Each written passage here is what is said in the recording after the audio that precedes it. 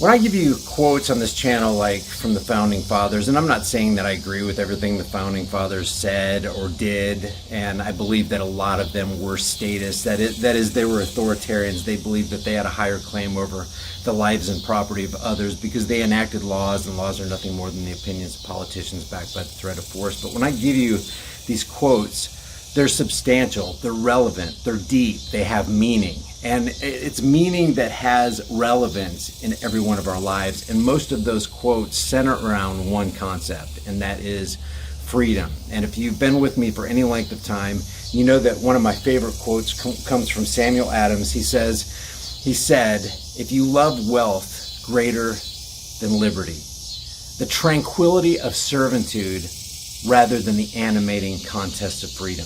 Go from us in peace. We ask not your counsel or your arms. Crouch down and lick the hands that feed you.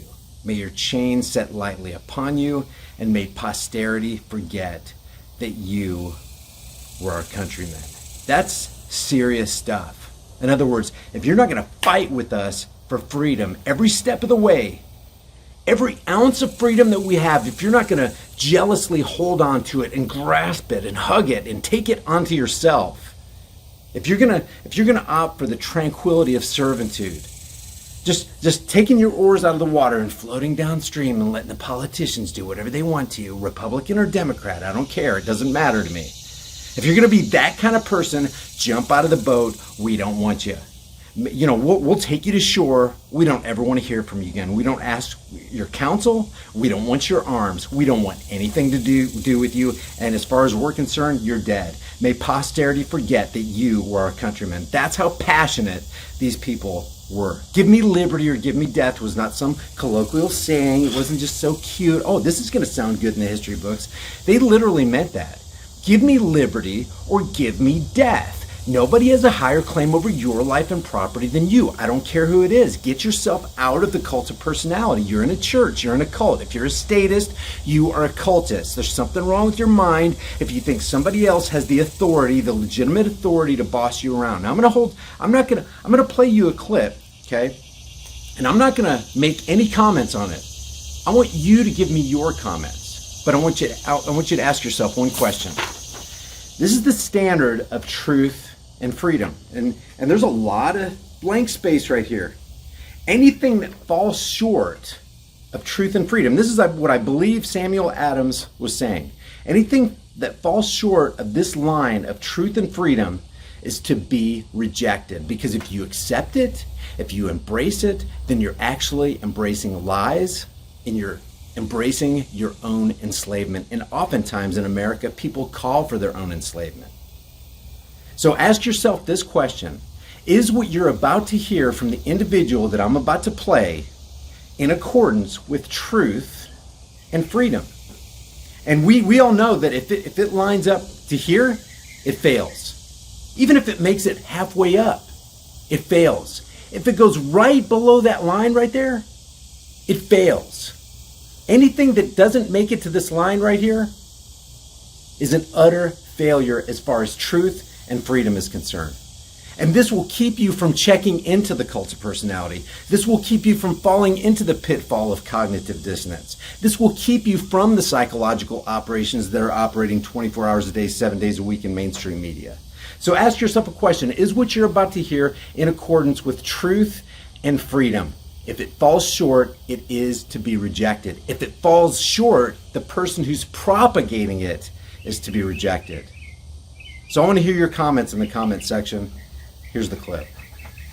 We must do a better job of identifying and acting on early warning signs. I am directing the Department of Justice to work in partnership with local, state, and federal agencies, as well as social media companies, to develop tools that can detect mass shooters before they strike. As an example, the monster in the Parkland High School in Florida had many red flags against him, and yet nobody took decisive action. Nobody did anything. Why not? Second, we must stop the glorification of violence in our society.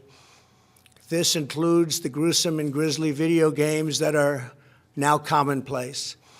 It is too easy today for troubled youth to surround themselves with a culture that celebrates violence. We must stop or substantially reduce this, and it has to begin immediately. Cultural change is hard, but each of us can choose to build a culture that celebrates the inherent worth and dignity of every human life. That's what we have to do. Third, we must reform our mental health laws to better identify mentally disturbed individuals who may commit acts of violence and make sure those people not only get treatment, but when necessary, involuntary confinement. Mental illness and hatred pulls the trigger, not the gun. Fourth, we must make sure that those judged to pose a grave risk to public safety do not have access to firearms, and that if they do, those firearms can be taken through rapid due process.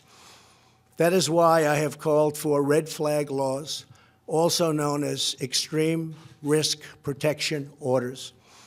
Today, I'm also directing the Department of Justice to propose legislation ensuring that those who commit hate crimes and mass murders face the death penalty, and that this capital punishment be delivered quickly, decisively, and without years of needless delay.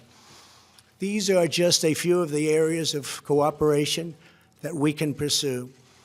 I am open and ready to listen and discuss all ideas that will actually work and make a very big difference. Republicans and Democrats have proven that we can join together in a bipartisan fashion to address this plague. Last year, we enacted the Stop School Violence and Fix NICS Acts into law, providing grants to improve school safety and strengthening critical background checks for firearm purchases. At my direction, the Department of Justice banned bump stocks. Last year, we prosecuted a record number of firearms offenses. But there is so much more that we have to do.